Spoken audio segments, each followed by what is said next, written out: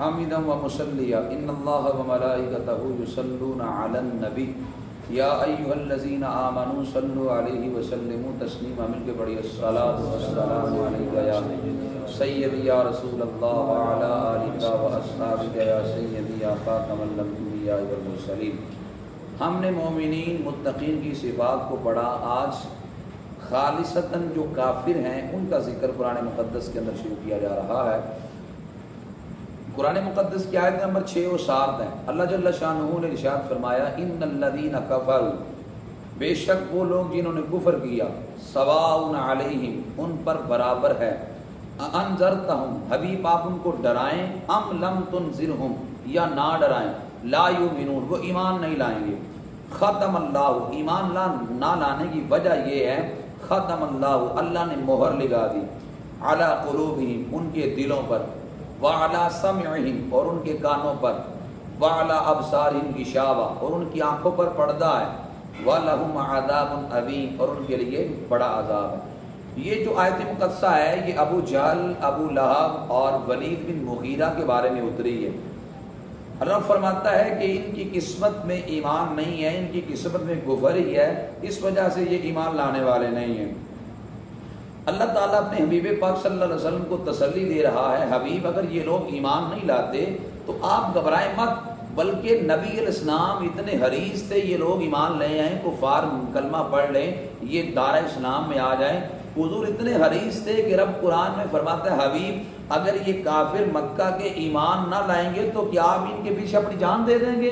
کتنا محبت کا جملہ ہے. رب تعالیٰ نے ارشاد فرمایا حبیب اگر یہ ایمان نہیں لاتے تو کیا آپ اپنی جان دے دیں گے؟ تو نبی کریم صلی اللہ علیہ وسلم تو بڑے حریص تھے کہ یہ کلمہ پڑھ لیں، یہ اسلام کے قریب آ لیں، یہ دار اسلام میں داخل ہو جائیں، کہ نبی علیہ السلام چاہتے تھے کہ میرے ذریعے اللہ ان کو جنت عطا فرما دے. لیکن جب یہ آیت اتری کہ ابو جہل، ابو لہب، ان کی قسمت میں ایمان ہے ہی نہیں، یہ کفر پہ قائم رہیں گے، اس کے باوجود نبی کریم صلی اللہ علیہ وسلم نے تبلیغ کا سلسلہ چھوڑا نہیں ہے. آپ اگر لفظوں کا حسن دیکھیں، لفظوں پہ غور کریں تو رب فرماتا ہے حبیب ان پر برابر ہے، سواء علیہم، ان پر برابر ہے. یہ نہیں کہا سواء علیک، حبیب آپ پر برابر ہے، فرمایا ان پر برابر ہے. آپ ان کو ڈرائیں یا نہ ڈرائیں یہ لوگ ایمان نہیں لائیں گے. پتہ چلا یہ ایمان نہیں لائیں گے، آپ جتنی بھی تبلیغ کریں، لیکن آپ تبلیغ کریں گے تو اللہ آپ کو تبلیغ پر اجر عطا فرمائے گا. اس لیے فرمایا ان پر برابر ہے، آپ پر برابر نہیں ہے. یعنی آپ ڈرائیں گے تو بہر صورت رب کی بارگاہ سے اجر ملے گا. اس آیت کے نزول کے باوجود نبی کریم صلی اللہ علیہ وسلم تبلیغ کا سلسلہ جاری رکھا تاکہ مجھے اللہ کی بارگاہ سے اس تبلیغ پر اجر ملتا رہے. اللہ کہتے ہیں ان کے دلوں پر مہر ہے. جب بندہ مسلسل گناہوں کے اندر جو ہے نا وہ داخل ہوتا ہی چلا جاتا ہے تو وقت آتا ہے کہ دل سیاہ ہو جاتا ہے، اور پھر اللہ فرماتا ہے یہ ایمان نہیں لائے، میں نے ان کے دلوں پر مہر لگا دی ہے. یہاں امام اسماعیل حقی نے ایک بات لکھی ہے. امام اسماعیل حقی روح البیان میں ارشاد فرماتے ہیں کہ گناہ بڑے ہیں، اور میں تو یہ کہتا ہوں ہمارا مسئلہ یہ نہیں ہے کہ ہم نیکیاں نہیں کرتے، ہم نیکیاں کرتے ہیں، ہمارا مسئلہ یہ ہے کہ ہم گناہ سے نہیں بچتے.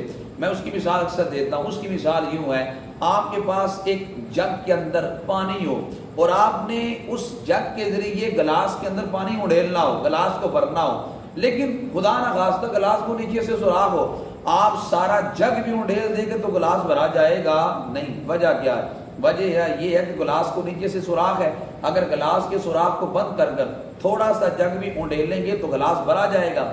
اس وقت ہماری صورتحال بھی یہ ہے، ہمارا معاملہ یہ ہے کہ ہم نیکیاں بڑی کرتے ہیں لیکن ہمارے اندر حسد کا سوراخ ہے، ہمارے اندر بغض کا سوراخ ہے، ہمارے اندر کینہ پروری کا سوراخ ہے، ہمارے اندر عداوت کا سوراخ ہے، ہمارے اندر حرص کا سوراخ ہے، ہمارے اندر ہوس کا سوراخ ہے. اب جب تک ہم سوراخ بند نہیں کریں گے نیکی حقیقت میں نفع نہیں دے گی. اگر نیکی سے حقیقتاً نفع لینا چاہتے ہیں اپنے قلبی بیماریوں کا علاج کرنا پڑے گا. اب امام اسماعیل حقی لکھتے ہیں بیماریاں بڑی ہیں لیکن فرمایا گناہ بڑے ہیں، لیکن تمام گناہوں کی بنیاد 3 چیزیں ہیں. وہ بڑے غور سے سننا. 3 چیزیں فرمایا تمام گناہوں کی اصل ہیں. ایک فرمایا حرص، حرص کا مطلب ہے لالچ. فرمایا لالچ کئی برائیوں کی بنیاد ہے، کئی برائیوں کی جڑ ہے. اب جب بندے کو حرص اور لالچ کسی بھی چیز کا پڑ جائے تو انسان کے اندر بھی کئی بیماریاں اس کی وجہ سے آ جاتی ہیں. مثال کے طور پر ایک بندے کو لالچ بڑھ گیا ہے کہ میں نے اچھا مکان بنانا ہے، میں نے اس کے اندر ٹائل پتھر لگانا ہے، میں نے اپنے کمروں میں اے سی کو لگانا ہے، میں نے اچھا بیڈ روم بنانا ہے، میں نے یہ کرنا ہے، لالچ بڑھ گیا بس لوگوں کو دیکھ کر. اس بندے کی آمدنی اگر دیکھیں تو آمدنی 30-35 ہزار ہے. اب مجھے بتائیں 30-35 ہزار سے وہ بندہ گھر کا نظام چلائے گا یا وہ بندہ 30-35 ہزار سے اپنی اس اندر کی حوث کو پورا کرے گا، اندر کی اس ہرس کو پورا کرے گا، اس لالچ کو پورا کرے گا کہ میں اچھا مکان بناؤں، اے سی لگاؤں. اب جب اس کی ہرس، اس کا لالچ کی تکمیل نہیں ہوگی تو کیا کرے گا؟ پھر وہ مال کمائے گا لیکن جائز اور ناجائز کی تمیز بھی نہیں کرے گا، حلال اور حرام کی بھی تمیز نہیں کرے گا، بلکہ وہ رشوت بھی لے گا، وہ سود پہ پیسے اٹھائے گا. کس لیے؟ اپنے اس ہرس کی تکمیل کے لیے. اس لالچ کو عملی جامہ پہنانا چاہتا ہے تو پھر حلال و حرام کی تمیز اس کے اندر سے مٹ جائے گی. اور پھر حرام جب کھائے گا تو کتنا بڑا گناہ ہے حرام کھانا. نبی علیہ السلام فرماتے کہ بندہ 10 درہم کا کپڑا پہنے، 9 درہم حلال کی ہو، 1 درہم حرام کا ہو، فرمایا وہ کپڑا پہن کر جتنی نمازیں پڑھے گا اللہ 1 نماز بھی قبول نہیں کرے گا. اللہ اکبر. 9 درہم حلال کے ہیں، 1 درہم حرام کا ہے، فرمایا اللہ تعالیٰ 1 نماز بھی قبول نہیں کرے گا. اور سود کس قدر بڑا گناہ ہے. رسول پاک صلی اللہ علیہ وسلم کی اس فرمان کو سن کر جو مومن ہے اس کی روح بھی تڑپ جاتی ہے. رسول کائنات صلی اللہ علیہ وسلم نے ارشاد فرمایا سود کا 1 لقمہ کھانا ایسے ہے جیسے اپنی ماں کے ساتھ 36 بار زنا کرنا ہے. اس قدر بڑا گناہ ہے سود کھانا. لیکن جب لالچ اس بندے کو پڑ جائے، پھر حلال و حرام کی تمیز کیے بغیر پھر وہ اپنی حوث اور اپنے حرص کی تکمیل کرے گا. اور یہاں تک معاملہ گزر جاتا ہے کہ جو بندہ حرص جسے لگ جاتا ہے، لالچ کی بیماری جسے پڑ جاتی ہے، معاملہ یہاں تک کہ اگر اسے انسانیت کی کھوپڑیوں کا مینار بھی بنانا پڑے تو وہ اس سے بھی دریغ نہیں کرتا. کس لیے؟ اپنے حوث کی تکمیل کے لیے. چنگیز خان جو منگولے یہاں دنیا پہ آئے اور انہوں نے کہا کہ ہم پوری، آپ چنگیز خان کہتا کیا تھا؟ وہ چنگیز خان کہتا تھا کہ میں پوری دنیا کو اپنے لیے مسخر کرنا چاہتا ہوں، اپنے ماتحت لانا چاہتا ہوں. اب اس ہرس اور اس لالچ کو عملی جامہ پہنانے کے لیے چنگیز خان نے لاکھوں مسلمانوں کا قتل کیا اور اتنا مسلمانوں کا قتل عام کیا کہ کئی دنوں تک دریائے نیل مسلمانوں کے خون سے بہتا رہا. مسلمانوں کی کھوپڑیوں کے مینار اس نے بنائے. کیوں؟ وہ اپنے اندر ہرس کی تکمیل کرنا چاہتا تھا. تو میں نے کہا لالچ ایسی چیز ہے، منصب کا لالچ بڑا ہے، لالچ کسی بھی چیز کا ہو جب بندے کو پڑ جاتا ہے تو یہ انسان کے اندر کئی برائیوں کا آغاز کر دیتا ہے، اس سے کئی برائیاں جنم لیتی ہیں. پہلی بات یہ ہے ہرس، لالچ سے بچیے گا. نمبر 2 حسد. حسد بہت بڑی بیماری ہے. اور یاد رکھنا حسد دینی طبقوں میں بھی ہے کہ ایک بندے کو اگر اللہ عروج دے دے تو دوسرا کہتا ہے کہ یہ بعد میں آ کر آگے نکل گیا، اللہ نے اس کو عزت دے دی، اس کو لوگ قدر کی نگاہ سے دیکھتے ہیں، لیکن میں پہلے کا چلا ہوں، مجھے ابھی تک وہ مقام و مرتبہ نہیں ملا جو اس کو ملا ہے. اب حسد کی بیماری اس کے اندر جنم لے لیتی ہے. جہاں حسد دینی طبقوں میں ہے وہاں دنیاوی لوگوں کے اندر بھی حسد کی بیماری پائی جاتی ہے. کاروبار 2 لوگ کریں، اگر ایک کو اللہ تعالیٰ عروج دے دے تو دوسرا کہتا ہے کاروبار تو میں بھی یہی کرتا ہوں لیکن اس کو عروج مل گیا، میں وہاں کا وہاں کھڑا ہوں. اب حسد کی بیماری جنم لے لیتی ہے. اور سیاستدانوں کے اندر حسد بڑا ہے.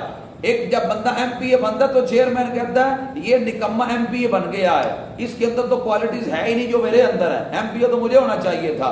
اور جو ایم پی اے وہ کہتا ہے یہ نکما بندہ ایم این اے بن گیا ہے، یہ منصب تو میرا تھا، یہ منصب تو مجھے ملنا چاہیے تھا.